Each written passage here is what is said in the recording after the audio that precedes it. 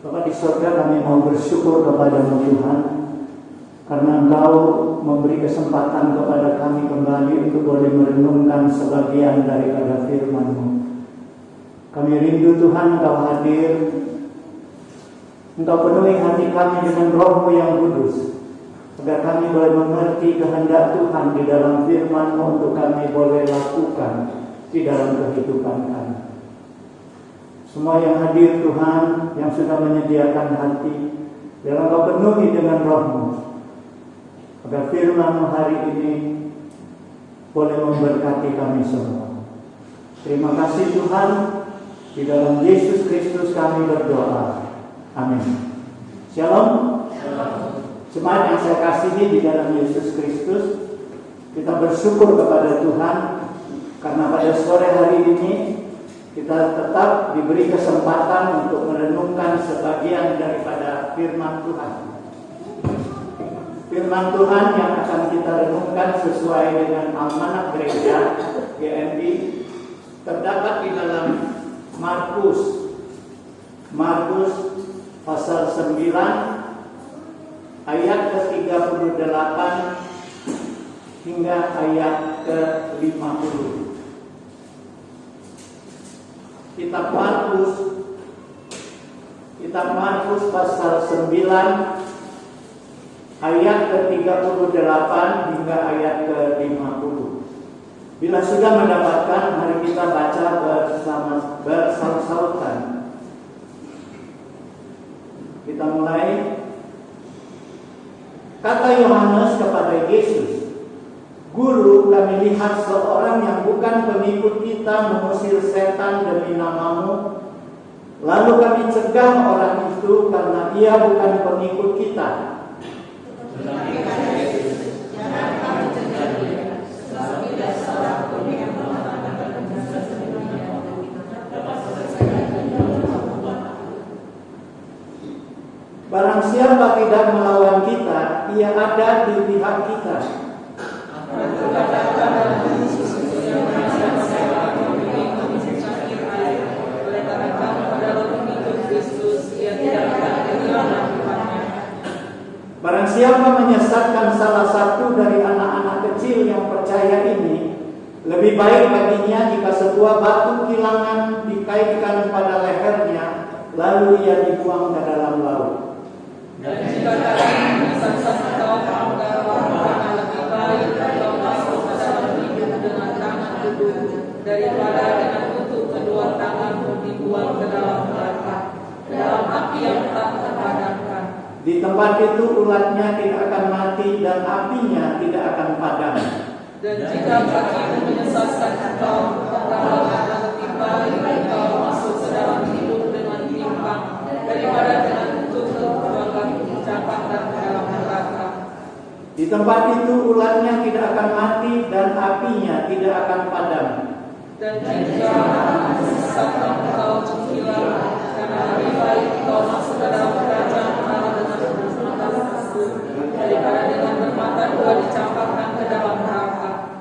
Di mana ulat-ulat bangkai tidak mati dan api tidak padam. Karena setiap orang akan digarami dengan api. Kita baca ayat ke-50 bersama-sama.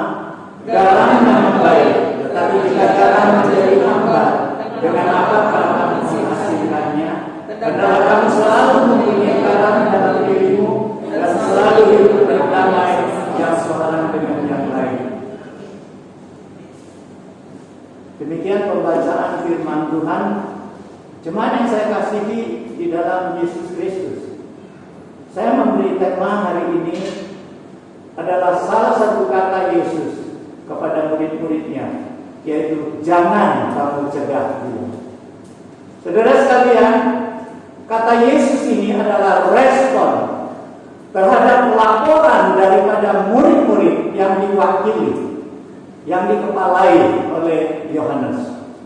Mereka mengatakan bahwa mereka mencegah seorang yang melakukan mujizat mengusir setan atas nama Yesus, oleh karena orang itu bukan pengikut mereka.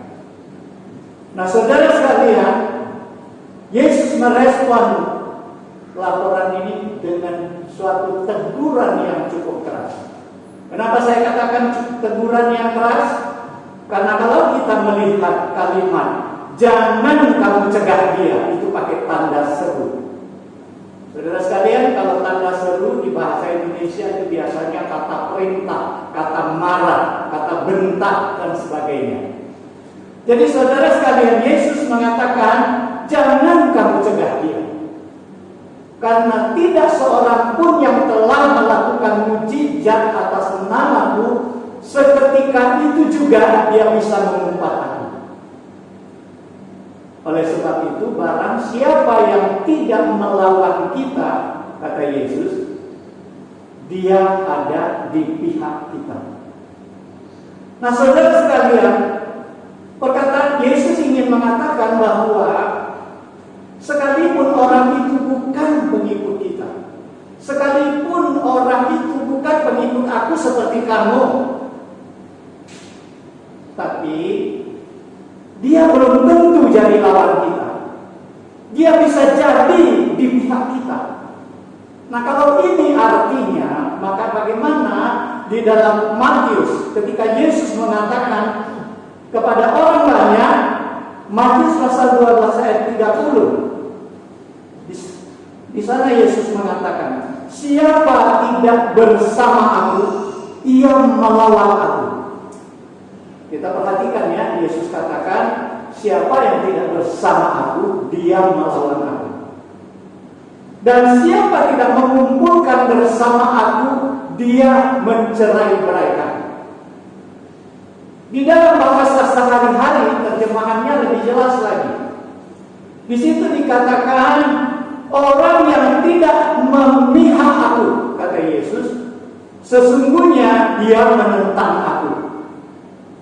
Dan orang yang tidak membantu aku, kata Yesus, sesungguhnya dia merusak pekerjaanku. Nah, jadi kedua perkataan Yesus ini seolah-olah bertentangan, bertolak belakang. Di Matius, Yesus mengatakan, kalau tidak memihak aku, kalau tidak bersama dengan aku, berarti melawan aku. Kalau tidak bersama-sama aku bekerja mengumpulkan, berarti dia tukang cerai-beraikan. Kalau tidak membantu pekerjaan aku, dia merusak pekerjaanku. Tetapi di dalam perikop yang kita baca tadi, Tuhan mengatakan apa? Sekalipun dia tidak ikut aku seperti kamu, belum tentu dia lawan aku. Ya, belum tentu dia tidak di pihak kita. Dia bisa menjadi pihak kita. Nah, saudara sekalian, apakah kedua ayat ini bertentangan? Satu hal yang harus kita yakini, bahwa Alkitab tidak pernah bertentangan. Antara ayat dengan ayat, antara kitab dengan kitab, tidak ada yang bertentangan. Kalau kita anggap bertentangan, berarti kita sendiri menafsirkannya salah, kita sendiri kurang mengerti.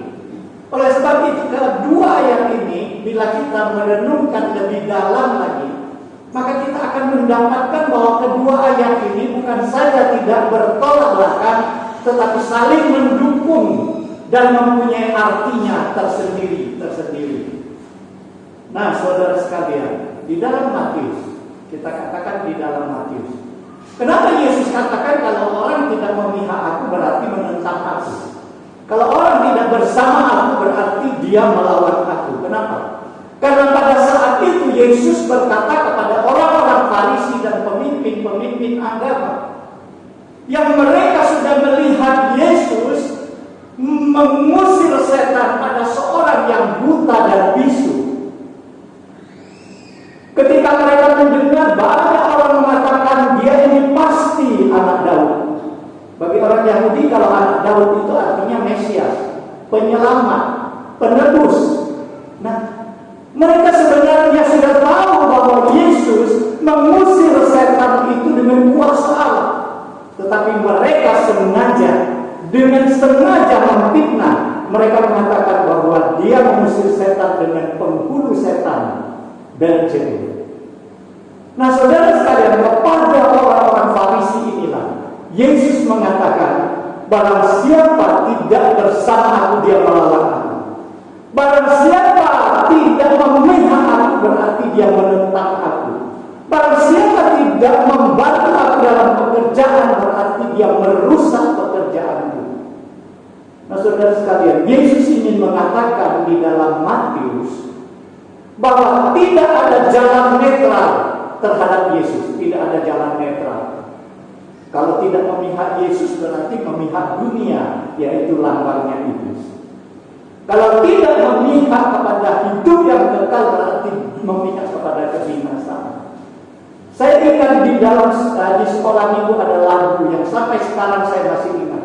Guru-guru sekolah minggu dan saudara sekalian mungkin masih ingat. Dan lagu sekolah minggu ini adalah mengutip firman Tuhan di dalam Matius.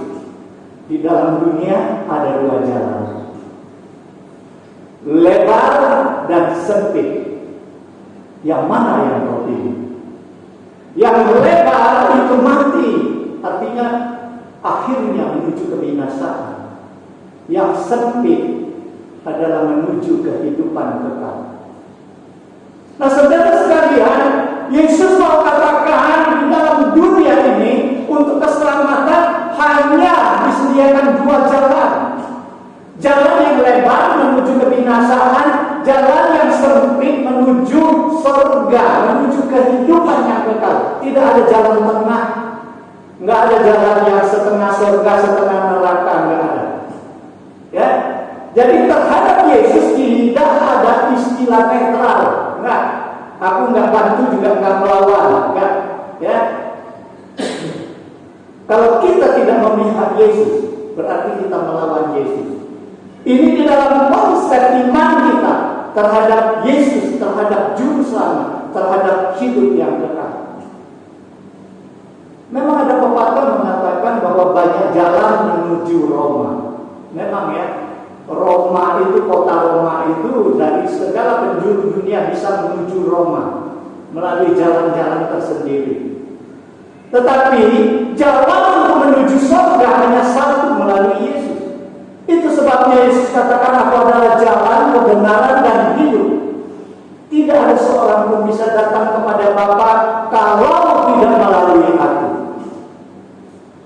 Nah, saudara sekalian, kalau kita tidak berjalan di jalan yang sempit, berarti kita sedang berjalan di jalan yang lebar, yang menuju kebinasaan.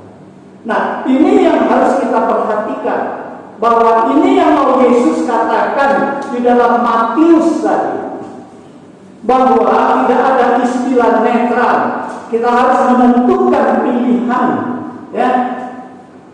Dan Markus beda, ya. Markus berkata beda. Karena di dalam Markus Yesus berbicara khusus kepada murid-murid. Kalau kita baca perikop sebelumnya, murid-murid itu sedang bertentangan siapa yang terbesar antara kita, siapa yang akan jadi pemimpin di antara kita. Dan Yesus pada saat itu mengatakan apa? Siapa yang mau menjadi terdahulu, dia harus menjadi yang terakhir. Siapa yang mau menjadi pemimpin, dia harus menjadi pelayan. Dan Yesus angkat seorang anak kecil dan katakan, siapa yang menyambut anak ini, dia menyambut aku. Dan siapa menyambut aku, dia menyambut dia yang mengutus aku. Dan setelah itu baru ada laporan dari murid-murid kepada Yesus. Dan perikop yang kita baca ini sampai akhir pembacaan kita pada ayat ke-50. Jadi perkataan Yesus di dalam Markus ini adalah khusus kepada murid-muridnya, kepada pengikut-pengikutnya. Nah, Yesus katakan, ya, orang yang berjalan di jalan yang sempit itu bukan hanya kita sendiri, bukan hanya golongan kita sendiri, bukan hanya komunitas kita sendiri, bukan hanya orang-orang gereja kita sendiri, bukan hanya bangsa kita sendiri, bukan hanya suku kita sendiri, bukan hanya orang yang berbahasa seperti kita sendiri. Yang berjalan di jalan sempit itu ada bersumber dari berbagai arah. Mereka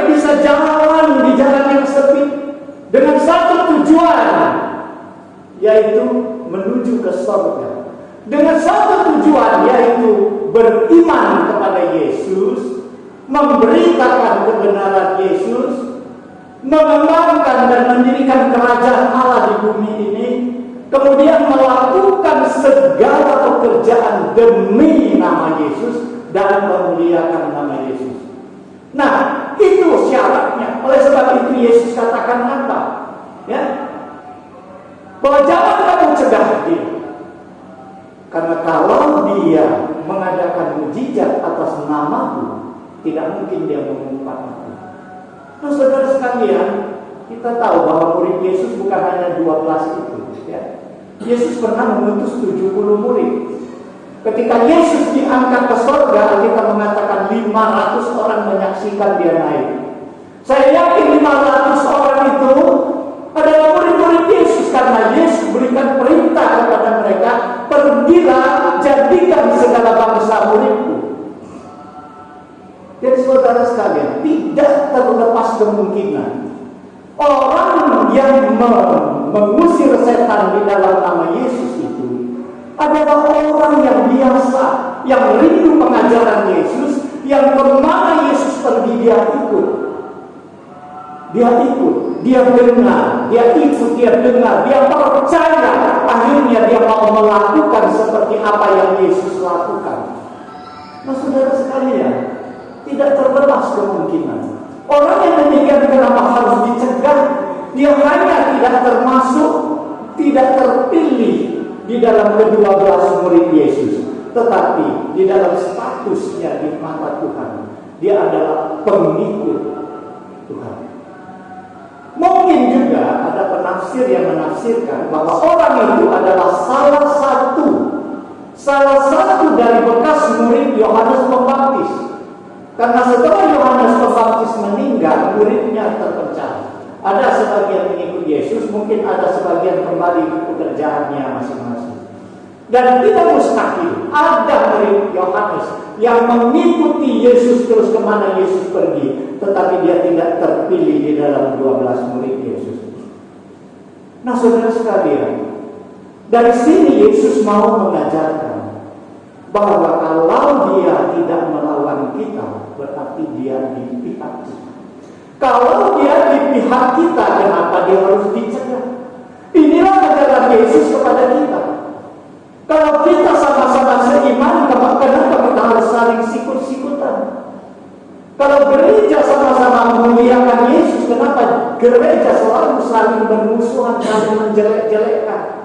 Nah, saudara sekalian, Yesus mau semua orang di dalam Tuhan, mereka harus bersatu di dalam Tuhan, harus saling mendukung, saling mensupport, bukan saling sikut-sikutan, saling mencegah. Ini yang Yesus mau. Oleh sebab itu Yesus selanjutnya di dalam ayat berikutnya mengatakan, sesungguhnya aku berkata kepadamu, barang siapa yang memberi minum kepada kamu secangkir air karena kamu mengikut Kristus, maka dia tidak akan kehilangan upahnya. Nah, saudara sekalian, Yesus ingin kita saling memberikan dukungan dan saling menolong, saling memberikan bantuan. Dan saling membantu itu Yesus tidak menekankan suatu tugas yang berat. Yesus tidak menekankan bahwa kita harus menolong orang di luar kemampuan kita. Oleh sebab itu Yesus memberikan contoh, memberikan segelas air minum. Siapa yang mengatakan bahwa dia tidak sanggup memberikan segelas air minum kepada orang yang haus? Berarti Yesus mau katakan untuk menolong saudara-saudara seiman, tidak ditekankan harus di luar kemampuan kita, tidak. Semua orang harus lakukan. Tidak ada alasan bahwa kita tidak mampu saling menolong. Kita tidak punya dana menolong, kita punya tenaga. Kita tidak punya tenaga lagi, kita punya waktu. Kalau kita tidak lagi punya waktu, kita punya ide. Kalau kita tolong, kita punya ide, kita bisa berdoa. Siapa yang tidak bisa berdoa? Kalau kita tidak bisa berdoa mendukung orang, berarti kita memang tanda tanya apakah kita ikut Kristus atau bukan. Nah, saudara sekalian, selanjutnya Yesus mengingatkan, awas, kalau kamu menyesatkan salah seorang anak yang kecil ini, yang percaya ini, maka lebih baik lehermu diganduli dengan batu kilangan dan engkau ditenggelamkan ke dalam laut. Nah, saudara sekalian, 41 dan 42 ayat ini adalah Yesus menjelaskan konsep menerima upah dan menerima hukuman. Ya. Ketika kita memberikan pertolongan, bantuan, support kepada saudara seiman, sekecil apa itu, upah kita akan diperhitungkan oleh Tuhan. Tetapi ketika kita menyesatkan seorang yang kecil, terkecil sekalipun, orang yang percaya, sehingga dia mundur daripada Tuhan, maka itu adalah hukuman yang berat daripada Tuhan. Saudara sekalian, mungkin saudara mengatakan bahwa di mana kita bisa menyesatkan orang. Saudara sekalian, ajaran kita bisa menyesatkan orang. Ya. Seringkali orang bermasalah, tanya dengan jemaat Tuhan, bukan dianjurkan ke Tuhan, dianjurkan ke orang pintar ini, ke orang pintar itu. Seringkali kita menjelaskan firman Tuhan sesuai dengan kemauan kita sendiri, menyesatkan orang. Oleh sebab itu, Yesus mau katakan, kalau kita tidak mau menyesatkan orang, kita jangan sendiri sesat. Menyesatkan orang bisa melalui tingkah laku kita, ya, perkataan kita membuat orang mundur daripada Tuhan.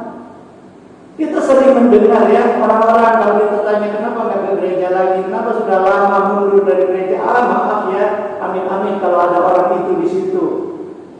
Lihatlah hidupnya begini, lihatlah. Wah, saudara sekalian, itu kita yang menyesatkan orang.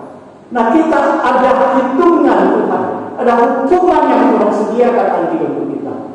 Nah, saudara sekalian, Yesus katakan bagaimana orang yang sesat, yang buta, memimpin orang yang buta. Kalau itu terjadi, maka dua-duanya akan masuk ke dalam lubang. Saudara sekalian, oleh sebab itu di ayat 43 sampai 48, ayat yang begitu panjang, Yesus katakan apa? Kalau matamu menyesatkan engkau, kalau matamu membuat engkau sesat, cungkillah. Kalau tanganmu membuat engkau sesat, pengganglah. Kalau kakimu membuat engkau sesat, pengganglah.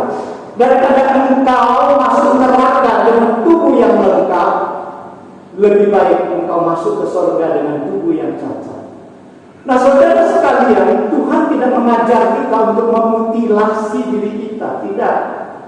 Tetapi Tuhan mengambil contoh ini untuk menyatakan kepada kita bahwa kita harus putus hubungan dengan dosa itu.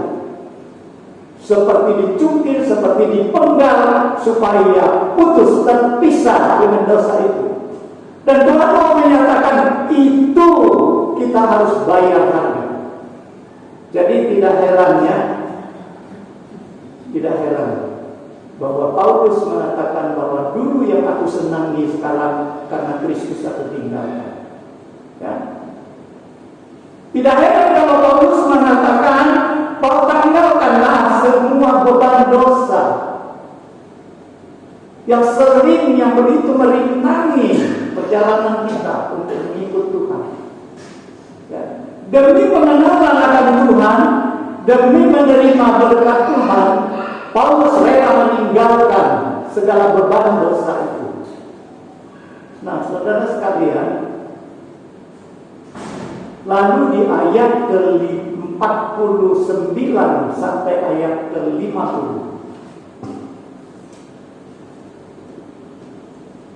kita melihat, karena setiap orang akan digarami dengan api. Garam memang baik, tetapi jika garam menjadi hambar, dengan apa kamu mengasingkannya? Hendaklah kamu selalu mempunyai garam dalam dirimu, dan selalu hidup berdamai yang seorang dengan yang lain. Saudara sekalian, ketika saya baca ayat ini, saya juga heran ya. Setiap orang akan digarami dengan api. Kalau digarami harusnya dengan garam ya, bukan dengan api. Bagaimana ya menggarami sesuatu dengan api? Ya, saya merenungkan ayat ini cukup lama. Ya, berhari-hari, mungkin sampai berminggu-minggu. Menggarami sesuatu itu memang harus pakai garam, bukan pakai api. Lalu kenapa di sini Yesus katakan hendaklah setiap orang akan digarami dengan api, ya? Digarami dengan api. Oh ternyata saudara sekalian, ya, di dalam hukum orang Yahudi, ketika mereka mau memberikan korban kepada Tuhan, maka korban itu harus digarami dulu. Ya, jadi hewan yang disembelih itu harus digarami dulu. Sesudah digarami baru dibakar. Wah, saya pikir ya, oh ini enak ya. Karena kenapa? Karena daging yang tidak digarami ya, walaupun bagaimana dibakar dengan api, tetap nggak enak dimakan. Ya, tapi kalau daging itu sudah digarami, sudah dibumbui, baru dibakar dengan api, wah itu enak. Kenapa persembahan bangsa Israel itu tidak semuanya dibakar habis di mezbah? Ya, sebagian dibakar, sebagian itu untuk makannya imam dan orang-orang Lewi di bait suci. Itulah untuk mereka makan. Dan kalau daging itu sudah digarami, kemudian dibakar, wah, itu daging itu bisa tahan lama ya. Bisa tahan lama. Karena apa? Garam bisa menangkal pembusukan. Dia bisa mengawetkan. Nah, jadi garam itu memang mempunyai dua fungsi, yaitu mengawetkan makanan daripada pembusukan. Kemudian dia juga bisa memberikan citra rasa yang enak pada makanan. Ya, yang pernah sakit, yang pernah pantang tidak boleh makan garam, nah itu pasti tahu kalau makanan tidak ada garam nggak enak. Ya, daging apapun, semahal apapun, makanan semahal apapun, kalau tidak ada garam nggak enak. Ya, nggak enak. Jadi garam itu mempunyai fungsi citra rasa enak untuk makanan, mengenakan makanan. Dan juga dia mempunyai fungsi untuk mengawetkan makanan daripada pembusukan, proses pembusukan. Kalau api mempunyai lambang pemurnian, ya, penyucian, pemurnian. Nah, jadi sesuai dengan hukum orang Yahudi, kalau daging mau dipersembahkan kepada Tuhan, harus melalui proses digarami dulu. Sudah digarami, lalu dibakar di atas mezbah. Di sini Yesus mau mengatakan bahwa seorang yang mau mempersembahkan dirinya menjadi pengikut Tuhan yang benar, pertama-tama dia harus menggarami dirinya sendiri. Ya, dia harus menggarami dirinya sendiri daripada segala efek pembusukan, supaya dirinya awet terhadap pembusukan. Dan juga setelah dia menggarami dirinya sendiri, dia akan memberikan citra rasa yang enak kepada orang lain. Nah, saudara sekalian, jadi ingin mengikut Yesus, ingin menjadi orang yang mengikut Yesus, menjadi dipersembahkan kepada Tuhan, menjadi anak Tuhan, kita harus menggarami diri kita sendiri. Makanya Yesus mengatakan, ya, hendaklah kamu selalu mempunyai garam dalam dirimu. Nah, kemudian kita keluar, kita memberikan citra rasa yang nyaman. Di mana kita pergi, di mana kita berada, kita membawakan suasana damai, suasana nyaman, sehingga orang akan merasakan keteduhan. merasakan keindahan dengan kehadiran kita di sini. Nah, saudara sekalian, ini yang Tuhan mau. Dengan apa? Kalau kita baca selanjutnya, ya, hendaklah kamu selalu mempunyai garam dalam dirimu dan selalu hidup berdamai yang seorang dengan yang lain. Saudara sekalian, dengan kasih Allah, kita harus berdamai dengan saudara-saudara kita seiman. Karena perkataan ini Yesus katakan kepada murid-muridnya, kepada pengikut-pengikutnya. Ya, hari ini kita yang mengaku pengikut Kristus, orang Kristen, pengikut Kristus. Perintah ini adalah untuk kita. Yang pertama, sesama saudara seiman, jangan saling cegah-mencegah. Kita harus saling tolong-menolong. Prinsip menolong tidak harus memaksakan diri. Justru Paulus memberikan contoh di dalam Alkitab, yaitu satu jemaat yang sangat miskin, jemaat Makedonia. Alkitab mengatakan mereka sangat miskin, tetapi mereka kaya dalam kemurahan. Mereka bukan saja miskin, tetapi mereka juga sedang dirundung berbagai penderitaan. Tetapi apa yang mereka mau? Mereka memaksa, mendesak Paulus untuk memberi mereka kesempatan untuk melayani Tuhan dan melayani orang kudus. Sehingga walaupun mereka miskin, tetapi nama mereka tercantum sepanjang zaman di dalam Alkitab sebagai satu teladan bagi kita. Kemudian jangan kita menyesatkan orang, dan terlebih dahulu jangan kita sesat. Karena kalau kita sendiri sesat, maka kita akan menyesatkan banyak orang. Ya. Kemudian mari kita dalami diri kita sendiri, sehingga kita bukan saja sendiri diperbaiki terlebih dahulu, baru kita akan memberikan rasa nyaman, suatu kesaksian yang hidup, sehingga orang melihat apabila kita saling mengasihi. Alkitab mengatakan, Yohanes mengatakan bahwa orang akan melihat kamu dan mengetahui bahwa kamu adalah murid-muridku. Jadi saudara sekalian, saya hanya akan memberikan ayat yang dianjurkan oleh Paulus di dalam Galatia pasal 6 ayat 9 sampai 10. Janganlah kita jemu-jemu berbuat baik, karena apabila sudah datang waktunya kita akan menuai, jika kita tidak menjadi lemah. Karena itu selama masih ada kesempatan bagi kita, marilah kita berbuat baik kepada semua orang, tetapi terutama kepada kawan-kawan kita seiman. Mari kita berdoa.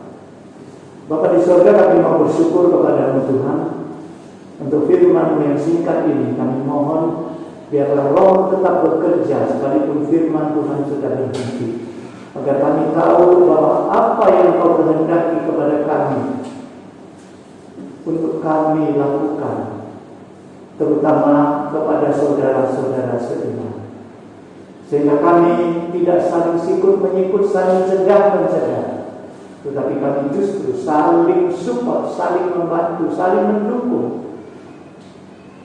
sehingga kerajaan-Mu boleh didirikan di dunia ini. Kemuliaan bagi nama-Mu Tuhan.